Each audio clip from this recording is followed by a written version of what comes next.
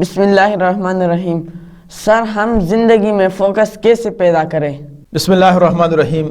देखो मेरे प्यारे बेटे, जिंदगी में फोकस पैदा करने के लिए एक चीज बहुत ज्यादा अहम है, और वो ये कि आप अपने लिए मंजिल मुतय्यन करो, यानी अपना विजन बनाओ, तो तब जाके आपकी जिंदगी में फोकस पैदा हो जाएगी।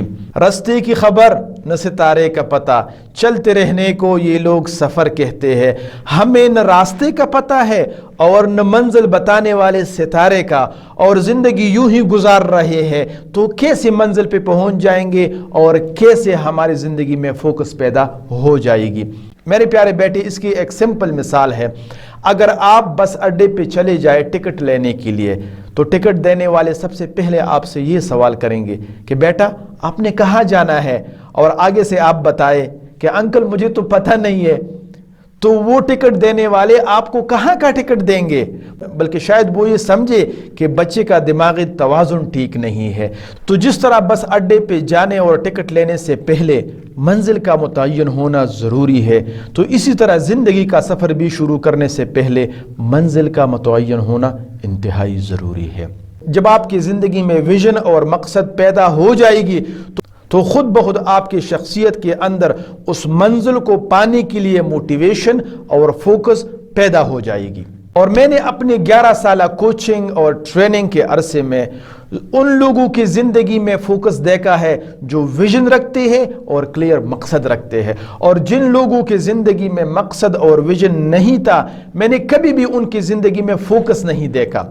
और आजकल के नौजवान ये समझ रहे होते हैं कि आज विजन बनाया और कल हम कामयाब हो जाएंगे। मेरे बेटे, ये इस तरह नहीं है, ये बिल्कुल फितरत के खिलाफ है। मिसाल के तौर पर अगर एक बच्चा चाहता है कि वो अच्छा लायर बन जाए ताकि यतीमों, गरीबों और मजलूमों की केसेस अल्लाह की रजा के लिए लड़ सके और जीत सके, तो देखो बेटा, ये अच्छा लायर बनना ये उसका विजन है और अल्लाह की रजा ये उसका वाज़ेह मकसद है। तो इसी तरह उस बच्चे की ज़िंदगी में उसके विजन और क्लियर मकसद की वजह से मोटिवेशन और फोकस ज़रूर होगी बनिस्बत उन लोगों के मैट्रिक, इंटर या जो भी कुछ कर रहे हैं, न कोई विजन है और न कोई मकसद है। तो देखो मेरे प्यारे बेटे, अब इस पहले वाले बच्चे को चाहिए कि पहले मैट्रिक करे, उसके बाद इंटर करे, उसके बाद एलएलबी में दाखिला ले, और 5 साल पढ़ने के बाद वो एक अच्छा लायर बन जाए और गरीबों, बेवाओं और मजलूमों की केसेस अल्लाह की रजा के लिए लड़ना शुरू करे। तो अब उसको चाहिए कि पहले मैट्रिक पे फोकस करे और उसमें खूब मेहनत करे, न कि इंटर और एलएलबी का गम लेके बैठ जाए। तो जब वो मैट्रिक पे फोकस करेगा तो ये पहला स्टेप है, ये अच्छा कर पाएगा। तो जब उसने मैट्रिक पे फोकस कर लिया और अच्छा कर लिया, तो सेकंड स्टेप उसके लिए आसान हो जाएगा, यानी अच्छे कॉलेज में दाखिला मिल जाएगा। और जब वो इंटर अच्छे तरीके से कर लेगा तो तीसरा स्टेप आसान हो जाएगा, अच्छे कॉलेज में एलएलबी में दाखिला मिल जाएगा। और जब तीसरे स्टेप पे भी फोकस करेगा तो जो अल्टीमेट उसका विजन है उस फील्ड में जब दाखिल हो जाएगा, तो ये इंतहाई मोटिवेटेड और फोकस और डिसिप्लिन आदमी होगा।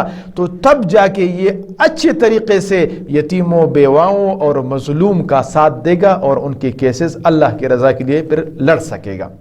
देखो मेरे प्यारे बेटे, जिंदगी में फोकस पैदा करने के लिए दूसरी जो अहम चीज है वो ये है कि कभी भी एक वक्त में 2 काम ना किया करो, क्योंकि एक वक्त में 2 काम करना और ये बहुत खतरनाक चीज है। मिसाल के तौर पर अगर कोई बंदा गाड़ी भी चला रहा है और साथ साथ मोबाइल को भी देखता है या मोबाइल को भी सुन रहा होता है, तो मोबाइल को देखना या मोबाइल को सुनना ये एक टास्क है और ड्राइविंग करना ये दूसरी टास्क है।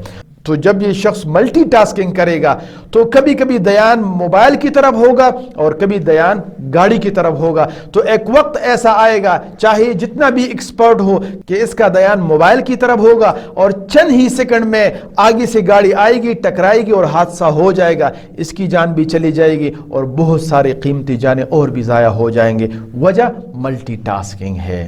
तो मेरे प्यारे बेटे, जिंदगी की गाड़ी भी इसी तरह है। अगर आप इसमें ملٹی ٹاسکنگ کریں گے تو کبھی بھی فوکس نہیں کر پائیں گے. اگر آپ نے گیم کھیلنا ہے تو گیم پہ فوکس کرے, اسٹڈی کے بارے میں اس وقت نہ سوچے. لیکن اگر آپ نے اسٹڈی کرنی ہے تو گیم کے بارے میں نہ سوچے, فوکس کرے اپنے اسٹڈی پہ. یہاں تک اگر آپ نے چائے پینی ہے تو آپ چائے پہ فوکس کرے, اس کو انجوائے کرے, بجائے کہ کھیل اور اسٹڈی کے بارے میں سوچے. تو آپ کی زندگی میں انجوائمنٹ بھی آئیں گی اور دوسری بات فوکس بھی آئے گی, اور اسی طرح بہت آسانی کے ساتھ آپ اپنے منزل پہ پہنچ پائیں گے. جزاک اللہ خیر. جزاک اللہ خیر.